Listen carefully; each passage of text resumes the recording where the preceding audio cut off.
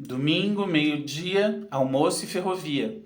Hoje nós não vamos abrir o baú da memória e contar uma história de antes de eu nascer. Vamos, isso sim, falar sobre um assunto bastante atual. Este é o primeiro de 2 vídeos sobre os anéis ferroviários, contornos ferroviários ou ferro-anéis. Chame como quiser.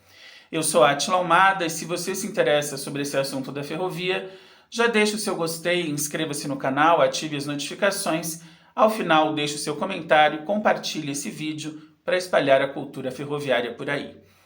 Nosso assunto, os ferroanéis, precisa começar com uma parte histórica. Vamos entender por que as ferrovias ficavam ou ficam como opção e necessidade no centro de muitas cidades do interior, o que isso significava na construção das ferrovias e o que essas linhas, ainda cruzando o centro de muitos municípios, significam hoje. Pronto para embarcar? Então, vamos começar. Bom, vamos então à parte histórica para entender como chegamos hoje, século XXI, a cidades querendo colocar as ferrovias fora de sua área urbana. No século XIX, as ferrovias paulistas começam a se expandir. A primeira, São Paulo Railway, que ligou Santos a Jundiaí, circula em 1867. Em 1868 é fundada em Jundiaí a Companhia Paulista de Estradas de Ferro, que roda com o seu primeiro trem em 1872. A Estrada de Ferro Sorocabana roda em 1875 e outras vão surgindo e se expandindo ali nos anos 1870, 1880. Ferrovias que tinham, aqui em São Paulo, a função de transportar, obviamente, o café. Café que era escoado para o porto, viagem para o Porto de Santos, que era monopólio da São Paulo Railway até a primeira metade do século XX, quando a Sorocabana também fez uma descida para o litoral. Aliás, se você quiser saber a história dessas duas descidas, da São Paulo Railway e da Sorocabana para Santos, e da disputa gerada por isso ou para isso, deixa aqui nos comentários que eu conto para você. Quando você fala dessa expansão, você tem ali um movimento não só urbano, mas um movimento das próprias companhias ferroviárias. Isso não vale só para o estado de São Paulo, é que eu sou daqui e estudo há 20 anos a Ferrovia Paulista, então eu tenho mais informações para passar para você. Mas claro, se você estiver me assistindo de outros estados, você pode fazer aí algumas adaptações ao seu contexto, mas vai ver que isso não é tão diferente assim. E se você não é de São Paulo, é de outro estado, deixa aqui nos comentários que vai ser bem legal de saber. Voltando, então, a questão de arquitetura e engenharia ferroviária funcionou como? As cidades que já existiam muitas vezes eram distantes uma da outra, mesmo por via férrea, e precisaram se abrir estações intermediárias, estações de fazenda, em estações como entrepostos, armazéns, carga e descarga, e dessas estações surgiram cidades, exatamente. A ferrovia não projetou só trilhos e estações. Muitas cidades nasceram das pranchetas dos engenheiros ferroviários e da equipe de arquitetos das empresas. Alguns exemplos bem tranquilos: Mairinque, da Sorocabana, nome inclusive dado por conta de Francisco de Paula Mairinque, um dos acionistas e um dos mais influentes executivos daquela ferrovia. Mairinque surgiu como cidade graças a Sorocabana, que quis instalar ali um grande pátio e uma área de oficinas, hoje infelizmente abandonada, mas ali foi uma área bastante representativa e movimentada, inclusive, um pequeno spoiler aqui, por conta de, a partir dos anos 30, a seguida dos trens para Santos via Mairinque. Então, Mairinque surgiu graças a Sorocabana, depois alçou o posto de cidade, e na região que a gente chama de Alta Paulista, região da linha de Bauru a Panorama, várias cidades foram projetadas pelos engenheiros da Companhia Paulista. Várias cidades não só projetadas pelos engenheiros, como pensadas para abrigar população ligada à ferrovia. Então, as primeiras estações, elas ficavam no centro das cidades, porque eram ali pontos de referência para embarque tanto de carga quanto de pessoas. Mas as cidades eram pequenas, as cidades não tinham muitas coisas além efetivamente do centro, e a estação cortar a cidade não era um problema, porque havia o centro e poucos bairros, e a ferrovia tinha ali a sua circulação intensa de mercadorias e de pessoas, mas isso era plenamente justificado porque não havia outros meios de atingir aquela cidade. As estradas de rodagem eram rudimentares, a tração era animal, não havia veículos ainda. Então, ter a ferrovia dentro da sua cidade era um orgulho e era, digamos assim, um bônus urbano muito grande, porque significava que você teria dentro da sua urbe, dentro da sua área urbana, o melhor e mais eficiente meio de deslocamento da época. Portanto, era muito bom, era importante, era necessário que as ferrovias ficassem dentro das cidades, além, é claro, de estações ou paradas próximas às principais fazendas para carregar o café. Portanto, a ferrovia era, se não a única, certamente a melhor opção de acesso a várias cidades, ali na sua origem no século XIX e até o início do século XX. Quando, na metade do século XX, na primeira metade até os anos 50, começo dos 60, nós vivenciamos uma grande expansão urbana, esse mapa começou a mudar. Primeiro porque, com o advento do automóvel e com o início da sua popularização, nos anos 20 e 30, a popularização do automóvel demandou a construção das primeiras rodovias.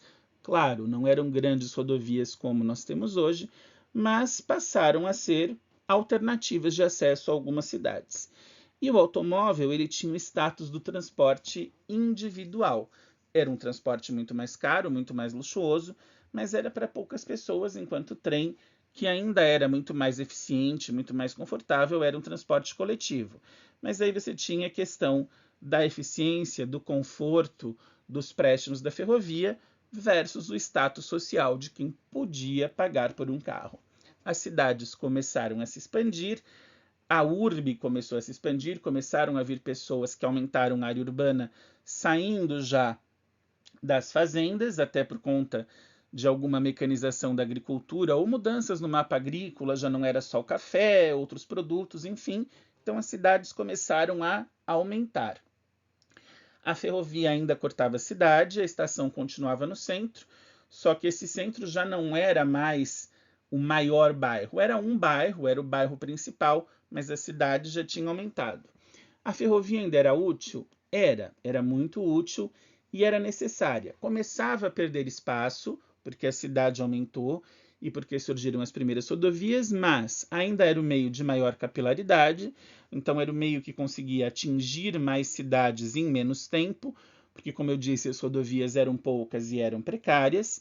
Então, vamos atingir mais cidades, transportar mais pessoas, transportar mais carga e, fundamentalmente, por já ter uma estrutura consolidada, a ferrovia tinha um custo mais baixo. Então, valia muito mais a pena você mandar as suas mercadorias ou você como pessoa e a sua família viajarem de trem do que viajarem de carro ou nos primeiros ônibus. Como eu disse, o trem era muito mais barato, muito mais acessível e permitia inclusive maior eficiência na chegada a outros lugares, fossem próximos ou fossem distantes, porque na primeira metade do século XX a ferrovia já se distribuía por todo o estado e permitia conexões inclusive com outros estados da federação. A Companhia Mogiana chegava até Minas Gerais, a Central do Brasil ia para o Rio de Janeiro, a Paulista em Bauru se conectava com a Noroeste que ia para Corumbá, de Corumbá você podia ir para a Bolívia, da Bolívia para o Peru. Então a ferrovia ela tinha várias oportunidades de conexões. Continuava sendo importante, mas já não era o único núcleo urbano ali, o centro e a praça da estação. Nos anos 1950, o presidente Juscelino Kubitschek veio ali com um plano de metas, 50 anos em 5, e injetou dinheiro na indústria automobilística. Isso significa que ele prejudicou as ferrovias por quê? Porque ele não gostava de ferrovia?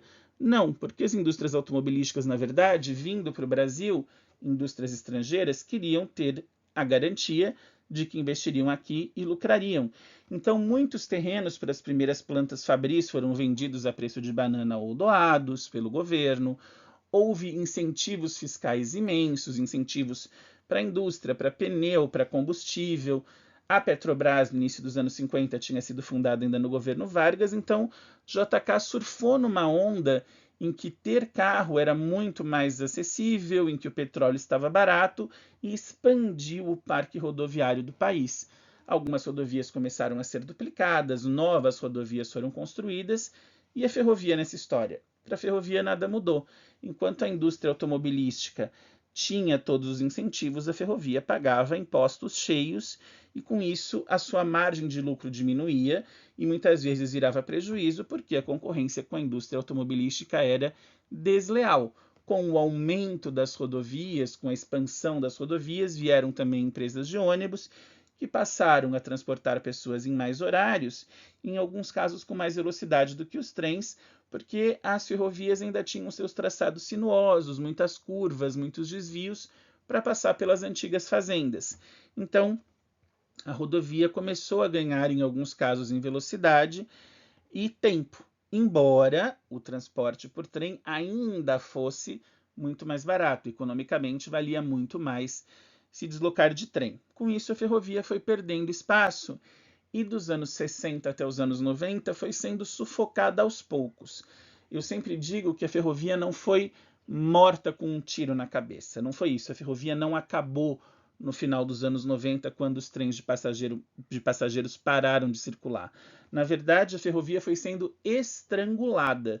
O fim dela, o fim dos trens de passageiros, ele foi a cereja do bolo, foi a última consequência de uma situação que já existia desde os anos 50. Então, dos anos 50 ao final dos anos 90, foram 40 anos de um estrangulamento lento e doloroso para a ferrovia, que se você pegasse por partes, às vezes nem era percebido.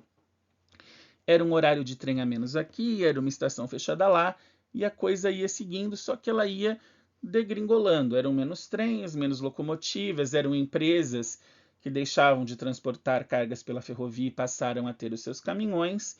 Então a ferrovia foi diminuindo, ela foi diminuindo de tamanho, paradoxalmente, enquanto as cidades aumentavam, ou seja, a ferrovia poderia servir muito mais lugares, mas estava servindo muito menos.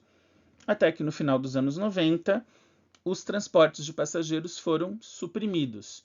Nas linhas da antiga rede ferroviária federal, em 96, 97, no máximo 98. Nas linhas da antiga FEPAS, em 99, com um respirinho, mas muito insignificante, até 2001. E aí, com isso, as ferrovias foram desativadas para passageiros. E nesse sentido, muitas delas perderam a sua função dentro das cidades, já que os trens de carga eles não param nas estações, eles simplesmente passam. Então, no centro da cidade, você tinha ali uma estação desativada, muitas vezes abandonada, de difícil restauro. Algumas hoje foram restauradas, outras permanecem em frangalhos, permanecem, algumas até já caíram, outras estão em vias de desabar, e linhas de trens que serviam a trens de passagem. Problema: os trens cargueiros, depois nessa nova era pós-passageiros, anos 2000, século 21, passaram a ser muito maiores. Então, se um trem cargueiro na FEPASA operava ali com 10, 20, 30 vagões, em velocidade maior, ele passava e ninguém achava ruim. Atualmente, você tem trens cargueiros de 100, 150, 200 vagões, várias locomotivas, eles andam mais devagar. Com a desativação das linhas duplicadas, eles param em desvios, eles param em passagens de nível, eles travam o trânsito em algumas cidades, porque você tem um trem esperando o outro passar, enquanto esse que está esperando para, ele trava várias ruas. Isso foi gerando um incômodo dos moradores, já que a ferrovia continua no centro, mas a cidade se expandiu e o centro passou a ser uma referência de deslocamento entre os bairros. Ou seja, para muitas cidades, a ferrovia virou um estorvo. Virou ali um ponto de passagem de trens, uma estação desativada, uma vila ferroviária desativada, e uma situação incômoda pelas paradas, pela buzina, pelo barulho. Eu não estou aqui dizendo que eu sou a favor disso, eu estou apenas repetindo as alegações das cidades, que dizem que a ferrovia não tem mais utilidade urbana, que os trens que passam buzinando fazem muito barulho, mas aqui, veja bem, eles têm que passar buzinando justamente para evitar acidentes, e mesmo assim tem muito mané que ouvindo o barulho do trem ainda acha que dá para passar com o carro, aí quando toma uma porrada, quando a locomotiva bate, destrói o carro, fere ou mata alguém, diz que a culpa é da ferrovia. Mas me desculpem, se você tem uma passagem de nível sinalizada, se você tem sinal luminoso, se você tem o barulho do trem, a buzina e mesmo assim passa, A culpa não é do trem, a culpa é do imbecil que passou na frente do trem, ignorou a lei básica da física e sofreu um acidente. Mas não dá para dizer que o problema é da ferrovia, percebem? Aí a culpa é da pessoa que quis ser mais esperta que um trem de várias toneladas. Enfim, e aí você tem a questão dos congestionamentos também, e várias cidades começaram a fazer movimentos para dizer, olha, nós não temos mais passageiros passando aqui, a nossa estação não serve mais, os trens não param, então já que eles só passam, vamos tirá-los do centro, vamos tirá-los da área urbana da nossa cidade, e é daí que surge a ideia dos anéis ferroviários, que eu vou desenvolver mais com você no próximo vídeo, no qual nós também vamos entender as consequências destes anéis, positivas e negativas, para a questão urbana e também para a preservação histórica. Se você gostou desse conteúdo, não esqueça de deixar o seu like, avalie o nosso vídeo, faça o seu comentário, inscreva-se no canal se ainda não é inscrito, ative as notificações pelo sininho e siga o nosso Instagram, memoriaferroviaria.sp, que tem ali muitas fotos dos meus 20 anos de pesquisa pelos trilhos. Domingo que vem tem a segunda parte do vídeo dos ferroanéis. Um abraço e até lá!